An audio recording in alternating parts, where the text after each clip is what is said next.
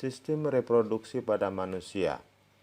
Reproduksi adalah suatu rangkaian dan interaksi organ dan zat dalam organisme yang dipergunakan untuk berkembang biak. Tujuan dari reproduksi untuk mempertahankan kelangsungan jenisnya. Sistem reproduksi terdiri atas alat reproduksi dan sel kelamin. Reproduksi pada manusia terjadi secara seksual melalui perkawinan. Alat reproduksi pada manusia pada laki-laki terdiri atas testis, vas deferens, dan penis. Testis adalah kelenjar kelamin penghasil sperma dan hormon testosteron. Dibungkus oleh lapisan kulit yang disebut skrotum, merupakan kulit pelindung testis yang berada di luar tubuh. Saluran kelamin terdiri dari epididymis, vas deferens, dan uretra. Epididymis berfungsi untuk mengabsorpsi sperma hingga kental dan menyimpan sperma selama kurang lebih 3 minggu.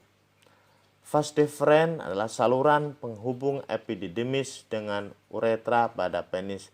Di bagian ujungnya terdapat saluran ejakulasi. Uretra merupakan saluran untuk mengeluarkan sperma dan urin. Kelenjar tambahan. Vesicula seminalis atau merupakan kantong semen yang dindingnya menghasilkan cairan lendir yang mengandung fruktosa, asam askorbat, dan asam amino sebagai makanan dan pelindung sperma sebelum membuahi ovum. Kelenjar prostat menghasilkan cairan basa berwarna putih susu yang berfungsi untuk menetralkan sifat asam pada saluran vasa efferentia dan cairan pada vagina sehingga sperma dapat bergerak dengan aktif. Kelenjar Cowperry atau bulbouretralis penghasil cairan pelicin. Penis merupakan alat kelamin luar yang berfungsi untuk memasukkan sperma kepada tubuh wanita. Alat reproduksi pada laki-laki berhubungan erat dengan sistem ekskresi atau urinaria. Testis sebagai penghasil jutaan sperma setiap hari melalui proses spermatogenesis. Jika tidak dikeluarkan, sel-sel sperma itu akan mati dan diserap kembali oleh tubuh. Alat reproduksi wanita.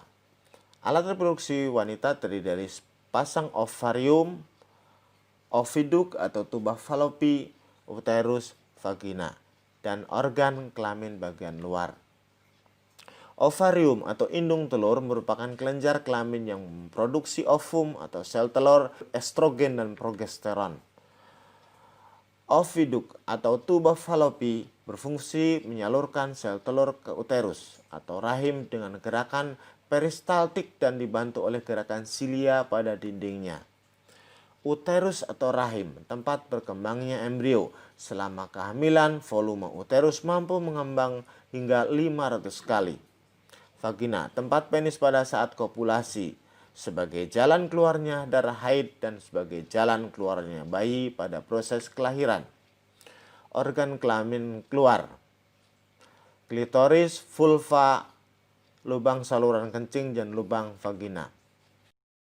Pembentukan sel kelamin. Pembentukan sel kelamin laki-laki disebut juga spermatogenesis. Spermatogenesis terjadi di dalam testis. Spermatogonium bersifat diploid dan selalu membelah diri secara mitosis sehingga berjumlah banyak. Sebagian spermatogonium membesar menjadi spermatosit primer. Spermatosit primer terus membelah diri secara meiosis membentuk spermatosit sekunder. Spermatosit sekunder membelah diri kembali secara meiosis menjadi spermatid. Spermatid berdiferensiasi menjadi sperma. Tiap-tiap sperma memiliki jumlah kromosom setengah dari jumlah kromosom spermatogonium. Pembentukan sel kelamin wanita. Pembentukan sel kelamin wanita disebut oogenesis. Terjadi di dalam ovarium atau indung telur. Oogonium bersifat diploid. Oogonium membelah diri secara mitosis sehingga berjumlah banyak. Oogonium berkembang menjadi oosit primer. Oosit primer membelah diri secara meiosis menjadi oosit sekunder dan badan kutub pertama. Oosit sekunder mengandung kuning telur dan sitoplasma. Badan kutub pertama merupakan inti sel yang kemudian membelah diri menjadi dua. Oosit sekunder membelah diri secara meiosis menjadi ootit dan badan kutub kedua. Ootit berkembang menjadi ovum yang haploid. Setiap oosit primer menghasilkan satu ovum. Menstruasi. Bila ovum tidak dibuahi, dinding rahim yang telah menebal dan penuh dengan pembuluh darah akan rusak dan meluruh. Bersama-sama dengan ovum, jaringan tersebut dikeluarkan melalui vagina dalam proses menstruasi atau haid. Ovulasi adalah proses keluarnya ovum dari ovarium. Ovum akan bergerak ke rahim bersamaan dengan proses ini. Di dinding rahim menjadi tebal seperti spons penuh dengan pembuluh darah yang siap menerima zigot. Fertilisasi atau pembuahan. Fertilisasi adalah proses peleburan antara sel sperma dengan sel telur atau ovum yang sudah matang. Sel telur yang telah dibuahi berubah menjadi zigot dan menempel pada dinding rahim. Kehamilan. Setelah zigot terbentuk, zigot langsung membelah diri menjadi 2, 4, 8, 16, dan seterusnya. Dalam waktu bersamaan, dinding rahim menebal penuh dengan pembuluh darah siap menerima zigot. Zigot menempel pada dinding rahim atau implantasi atau disebut juga nidasi untuk berkembang. Zigot berubah menjadi embrio. Terbentuk plasenta tali pusat sebagai penghubung antara embrio dengan ibunya. Embrio dikelilingi cairan amnion untuk melindungi dari bahaya benturan. Usia 4 minggu, embrio mulai membentuk mata, tangan, dan kaki.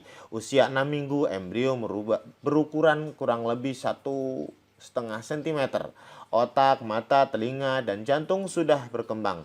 Tangan dan kaki beserta jari-jarinya mulai terbentuk. Usia 8 minggu, embrio sudah memiliki organ lengkap. Embrio berubah menjadi janin atau fetus.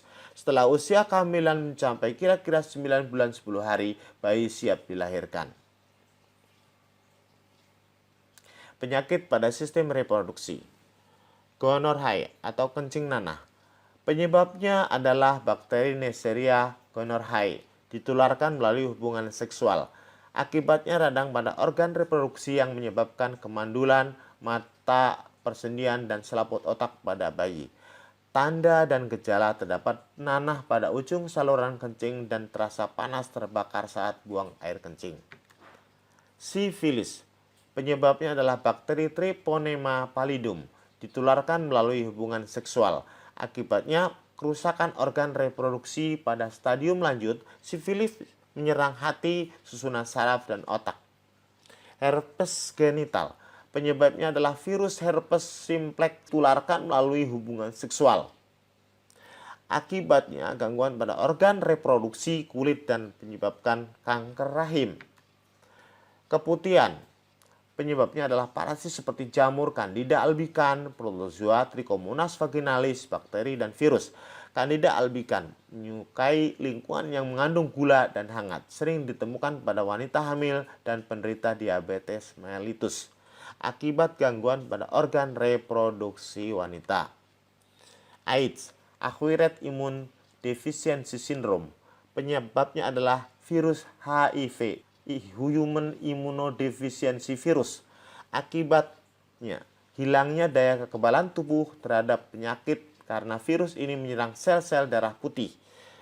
Penyebaran, kontak cairan tubuh dengan penderita AIDS. Orang yang terinfeksi virus HIV akan menderita AIDS setelah 6 bulan atau lebih tergantung daya tahan tubuh.